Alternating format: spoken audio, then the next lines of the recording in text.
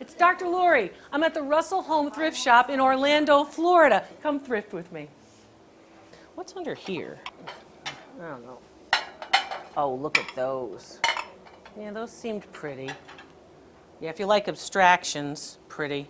Stoneware made in China, but they really are, they need a good cleaning. But they're pretty.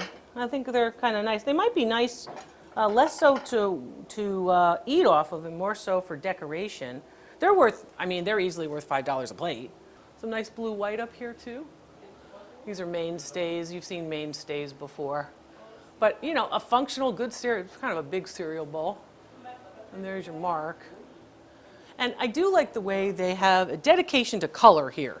These folks design with respect to color. So you'll see a lot of things in the same color family together, which makes it kind of easier when you're looking to thrift. This piece I want to show you because you might come across things like this, and it's a little bit unusual but pretty cool. So this is a hand design piece. There were companies that would hire artists to make these types of pieces, and then they do the distribution for the artists. So hand applied ornament, hand painted, right?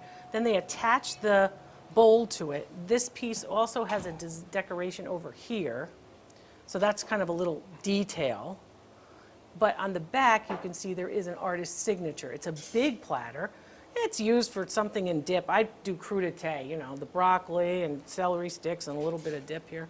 And then here, you can see that there is a signature and then the company that actually distributes it.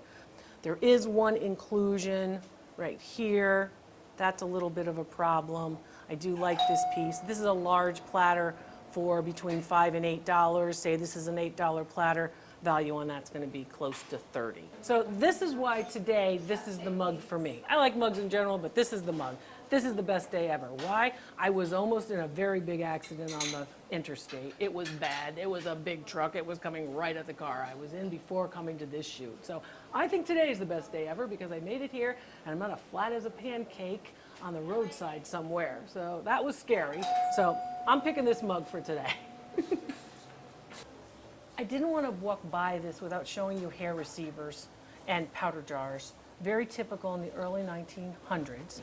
These are made in Bavaria. They're hand painted. They're porcelain. And you can see they're porcelain by how white they are in the center. See how white? And they're made in Bavaria. And the mark on the back indicates Bavaria. So you can see that right here. Made in Bavaria, that area of Germany. Hand painted, really delicately painted. You can see the nice roses and the flowers. And this is the hair receiver. And what you do is you brush your hair 100 strokes. You remember that old lady thing, you know, you brush your hair 100 strokes. You take the hair out and then you put it into this hole. You put it into this jar, and when enough accumulates, you take out needles and you make it all nice and straight and you braid it. It's a little gross, I think, because, you know, the oil's in your hair and the stuff in your hair and you're holding it and then you're making something out. And they would make bracelets and they would make decorative pictures of hair. It was very popular in the early 1900s. And these particular pieces are made in, as I said, Bavaria. It comes with a powder jar. You can see it's porcelain too.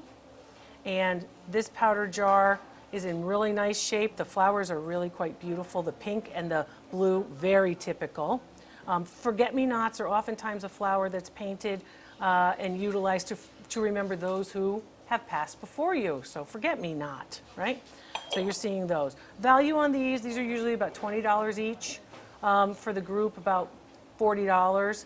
And they really are pretty desirable if they're the early examples. The later examples, not as valuable. And lo and behold, here's a later example. This is a hair receiver that dates from the 1940s, not worth as much as the ones dating from the early 1900s. Pretty desirable. A lot of people like this. This is Westwood. This is actually pieces that are made in China again, but the style and the pattern is looking back at the late 1960s, early 1970s. So if you want something inexpensive, but it looks vintage, there's your example. It looks like there's a lot of them there. They don't look like they're in bad shape either. Okay. So those might be worth it, but more so if you're trying to meet a need, right? This is a nice platter. It's transferware. That means that the decoration has been transferred on, and then it's glazed over. It's not hand painted on, and then it's fired. So typically the pieces are fired and then hand painted. In this case, the image goes on, they glaze it, they fire it, but it's transferred. So that's one of the things. This is a Czechoslovakian piece. It's an average platter. What do I mean by average? It's average condition, it's average quality, but it's in such good shape. It has all of the gilt. It has a nice serpentine edge. It has a pretty rose, which goes with everything. A lot of people have these floral designs. And then it's marked here, and you can see that it's made in Czechoslovakia. This is a nice piece. Notice the double concentric circles of the mold, and that actually is also indicative of Czechoslovakian pieces. So this is a pretty nice piece. Now I have to read and see, what does it say? It says small platters or large platters. I'm going to say this is a large platter. I'll say this is a large platter. Large platters are $5 to $8. So let's go with it's $7. It's 10%. It's priced at 10% what it's worth. It's worth $70. So it's really quite nice. It's in good shape, and there's lots of online platforms where it can be resold. Then if we look at this one, I always look at these textural molded pieces like this one. Your little cheese would go here. It's sort of a cheese and fruit platter. That's a problem, but it can easily be fixed. So remember that cracks are worse than chips. This is just a chip. You could paint over it. A lot of you are handy. A lot of you are DIYers. A lot of you can do this. So you could do that. Make sure you get the right type of paint. It's really a nice design.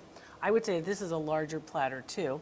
And then notice the molded area in this area. This is an Italian-made piece. This piece was made in Italy and hand-painted, and it's really very good quality and nicely painted. If you'll notice, they did the detail work in the painting. See how it has sort of these little pears look like pears. The apples actually look like the way apples really look. Very realistically painted. Not just, oh, it's an apple, okay, it's red. Oh, it's a pear, okay, it's kind of orange, kind of yellowy orange. It's obviously Italian. Abundance. Italian, when it comes to design, is abundant. You know, there's a lot going on. That's a nice piece. It's new. It's probably made between 2000 and 2020. Now, this is, I'd call that a large platter, because this seems to be one of the larger ones in the display. So say that's an $8 piece. I'd say that piece is probably worth $50. I like the shape of this, I like the weight of this, but I don't think that this is very well executed. I like the color scheme, why? Complementary colors, red and green, but I like the triangular shape with the rounded corners. I want you to notice the difference between the painting quality.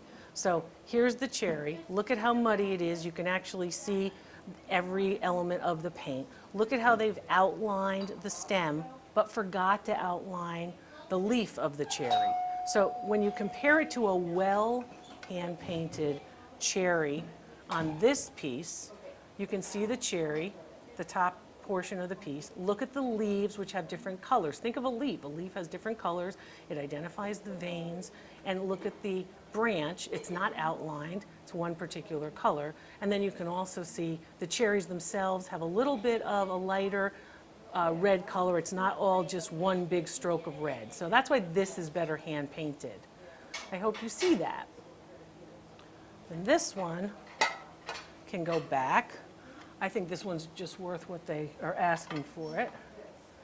But this piece is a nice piece because a lot of people like this mid-century modern 1960s. Notice those round spheres of the late 50s, early 1960s.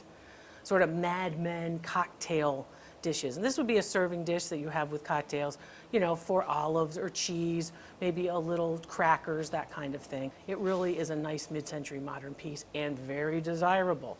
Now the back is going to surprise you because there's no mark on the back. You can see that it was well made, and this one probably had others that went with it. So for a small platter at $2, you easily can get 25 for this. But you've got to market it as mid-century modern. Whenever I see things stacked like this, I moved what's stacked. I look, but I move what's stacked. So this is nothing to write home about. Useful, but not great. Oh, the gloves. I wear the gloves because People think, oh, you're a germaphobe. I'm not a germaphobe. I'm a little bit of a germaphobe, but this isn't why. The oils on your hands can be transferred to objects, attract dirt, and deteriorate those objects. I don't own any of this stuff. And this stuff I leave for everybody else, so I don't want to damage anything with the oils in my hands. Now, you don't have to do this, but I do this out of courtesy. More to come from Orlando, Florida.